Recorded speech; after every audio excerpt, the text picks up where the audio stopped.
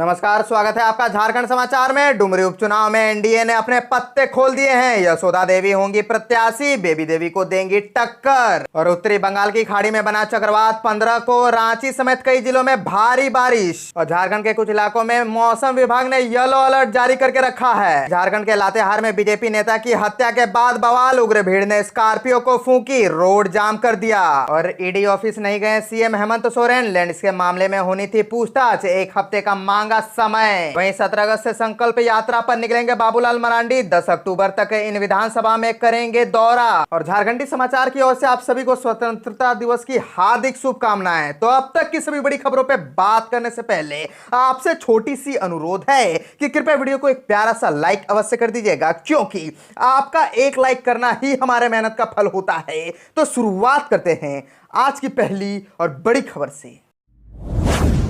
इस वक्त की बड़ी खबर झारखंड से आ रही है, जहां डुमरी उपचुनाव में एनडीए ने खोले अपने पत्ते। यशोदा देवी होंगी प्रत्याशी, बेबी देवी को देंगी टक्कर। दरअसल झारखंड के डुमरी उपचुनाव में आजसू पार्टी की यशोदा देवी एनडीए की प्रत्याशी होंगी। आजसू पार्टी बुद्धिजीवी मंच के अध्यक्ष डोमन सिंह मुंडा ने पार्टी के केंद्रीय कार्यालय में यह जानकारी दी। यशोदा देवी 17 अगस्त को अपना पर्चा भरेंगी। भाजपा ने भी उन्हें प्रत्याशी बनाने का सहमति दे दी है। 2019 के विधानसभा चुनाव में दूसरे नंबर पर रही यशोदा देवी झारखंड आंदोलनकारी स्वर्गीय दामोदर महतो की पत्नी है। गौरतलब है कि यहां यूपीए ने पहले ही अपना उम्मीदवार घोषित किया है। स्वर्गीय जगन्नाथ महतो की पत्नी बेबी देवी चुनाव लड़ेंगी। उन्हें पहले ही मंत्री पद दिया गया है। पार्टी के केंद्रीय मुख्य प्रवक्ता डॉक्टर देवशरण भगत ने कहा कि एनडीए का विजय अभियान रामगढ़ से शुरू हुआ है, उसे हम यहां भी कायम रखेंगे। गौरतलब है कि पूर्व शिक्षा मंत्री जगन्नाथ महतो के निधन से खाली हुई डुमरी विधानसभा सीट पर उपचुनाव हो रहा है। 5 सितंबर को मतदान है। यूपीए ने झामुमो के दिग्गज नेता रहे जगन्नाथ महतो की पत्नी बेबी देवी को प्रत्याशी बनाया है। इससे पहले उन्हें मंत्री पद की शपथ दिलाई जा चुकी है। और झामुमो को जगन्नाथ महतो के कोर वोटरों सहानुभूति से आत्मविश्वास है। वहीं एनडीए को पिछली विधानसभा चुनाव के आंकड़े पर भरोसा है।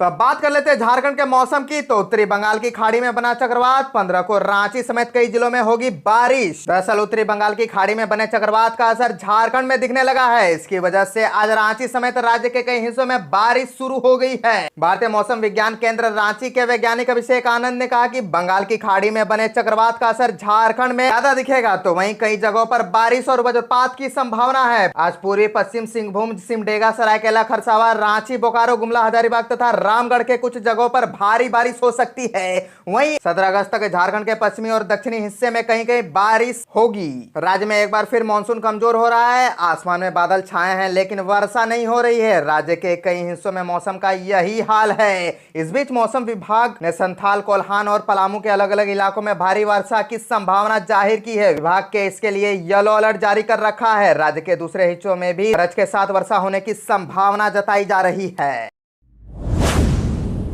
बीजेपी नेता राजेंद्र साहू की इलाज के दौरान मौत। 12 अप्रैल को अपराधियों ने मारी थी गोली। मेडिका में चल रहा था इलाज, विरोध में सड़क जाम। झारखंड के लातेहार में कोल व्यवसायी सह बीजेपी नेता राजेंद्र प्रसाद साहू की हत्या के बाद बवाल हो गया है। नाराज भीड़ ने एक मकान में तोड़फोड़ की और घर के बाहर खड़ी स्कॉर्पियो गाड़ी को आग के हवाले कर दिया। इलाके में भारी तनाव है। दरअसल गोलीबारी में घायल बीजेपी नेता राजेंद्र साहू की रांची में इलाज के दौरान मौत हो गई। अज्ञात अपराधियों ने उनको 5 गोलियां मारी थी। जैसे ही राजेंद्र साहू के मौत की जानकारी लातेहार के बालूमाथ पहुंची तो लोग इकट्ठा होने लगे। सड़क पर उतरी भीड़ अपराधियों के शीघ्र गिरफ्तारी की मांग कर रही थी। आपको बता दें कि घटना बालूमाथ थाना क्षेत्र के झरीवा टोला की है। बताया जा रहा है कि राजेंद्र साहू अपने दफ्तर से घर तेली टोला लौट रहे थे। उनका दफ्तर पुराना कस्तूरबा विद्यालय के पास है। रास्ते में कुछ लोगों ने उन्हें रोका और उन पर गोलियों की बौछार कर दी। गोली की आवाज सुनते ही लोग घटनास्थल की तरफ दौड़े तो अपराधी भी फरार हो गया।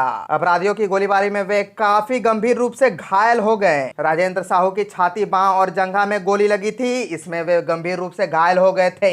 गंभीर स्थिति में उन्हें स्थानीय अस्पताल में ले जाया गया, जहां से उन्हें रिम्स रेफर कर दिया गया, लेकिन परिजन उनका इलाज मेडिकल अस्पताल में करा रहे थे। ईडी ऑफिस नहीं गए सीएम हेमंत सोरेन, लैंड के मामले में होनी थी पूछताछ, 1 हफ्ते का मांगा समय। दरअसल लैंड के मामले में सीएम हेमंत सोरेन से पूछताछ होनी थी। ईडी ने उन्हें समन भेजकर 14 अगस्त को हिनू स्थित क्षेत्रीय कार्यालय पहुंचने को कहा था, लेकिन वे हाजिर नहीं हुए। उन्होंने ईडी से 1 सप्ताह का समय मांगा है और बताया जा रहा है कि पूर्व निर्धारित कार्यक्रम को देखते हुए उन्होंने ईडी से समय की मांग की है। ईडी की ओर से उनके अनुरोध का जवाब दिया गया है या नहीं, इसकी पुष्टि नहीं हो सकी है। हालांकि उनके ईडी कार्यालय जाने को लेकर पूर्व से संशय की स्थिति बनी हुई थी। और आपको बता दें कि ऐसा नहीं है कि ईडी सीएम हेमंत सोरेन से पहली बार पूछताछ करने वाली है। इससे पहले पिछले साल साहिबगंज में 1000 करोड़ के अवैध खनन और उससे जुड़े मनी लॉन्ड्रिंग केस में मुख्यमंत्री से पूछताछ हो चुकी है। सीएम हेमंत सोरेन पहली बार 17 नवंबर 2022 को ईडी के समक्ष उपस्थित हुए थे। यहां उनसे लगभग 10 घंटे तक ईडी की पूछताछ हुई थी। ईडी ने पत्थर खनन से जुड़े कई सवाल मुख्यमंत्री हेमंत सोरेन से किए थे। इसके बाद सीएम ने ईडी को एक खुली चिट्ठी लिखकर चुनौती भी दी थी। और बताते चले कि जमीन घोटाला मामले में मुख्यमंत्री हेमंत सोरेन और उनके परिवार की संलिप्तता मानते हुए ईडी ने 8 अगस्त को समन भेजकर हाजिर होने को कहा था। केस नंबर 25/23 के आधार पर उन्हें नोटिस भेजा गया था, जिसमें उन्हें 14 अगस्त को कार्यालय बुलाया गया था। 19 जुलाई 2022 को गिरफ्तार किए गए मुख्यमंत्री के विधायक प्रतिनिधि पंकज मिश्रा के घर पर 8 जुलाई को छापेमारी के दौरान ईडी को सीएम हेमंत सोरेन के बैंक खाते से जुड़ा चेकबुक मिलने की सूचना थी। ईडी के पास कई और ऐसे सबूत हैं जिसके संबंध में मुख्यमंत्री से सवाल किए जाने हैं। ईडी ने पीएमएलए कोर्ट में दाखिल चार्जशीट में जिक्र किया है कि 2 ब्लैंक चेक पर मुख्यमंत्री के हस्ताक्षर भी थे। प्रेम प्रकाश की गिरफ्तारी के बाद भी कई खुलासे हुए हैं। अब जमीन घोटाला मामले में भी सीएम और उनके परिवार का नाम सामने आ रहा है।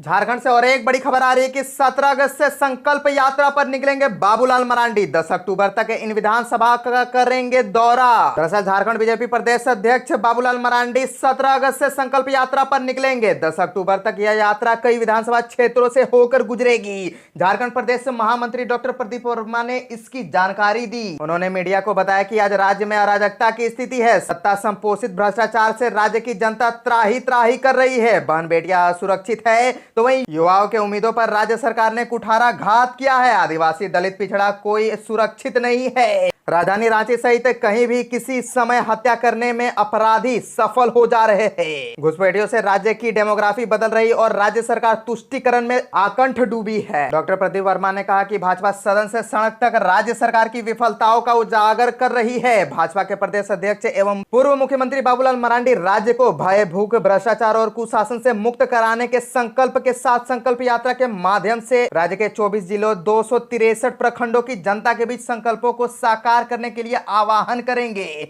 उन्होंने कहा कि यात्रा 7 चरणों में होगी। सभी चरणों के लिए अलग अलग यात्रा संयोजक एवं टोली बनाई गई है। और बताते चले कि यात्रा के पहले चरण में प्रदेश अध्यक्ष 17 अगस्त को झारखंड के अमर शहीद सिदो कान्हू की जन्मभूमि भोगनाडीह में उनकी प्रतिमा पर पुष्पांजलि अर्पित कर यात्रा का शुभारंभ करेंगे। और प्रत्येक दिन 2 विधानसभा क्षेत्र में अलग अलग जनसभा होगी। शिवगादी धाम में पूजा अर्चना के बाद प्रदेश अध्यक्ष 17 अगस्त को पहली जनसभा बरहेट में करेंगे। पहला चरण 17 से 20 अगस्त तक चलेगा, जिसमें बरहेट, बोरियो, राजमहल, महागामा, गोड्डा, पोड़िया हाट, महेशपुर, लीटीपड़ा, पाकुड़ की जनसभा होगी। वहीं यात्रा का दूसरा चरण 23 अगस्त से 27 अगस्त तक निर्धारित है।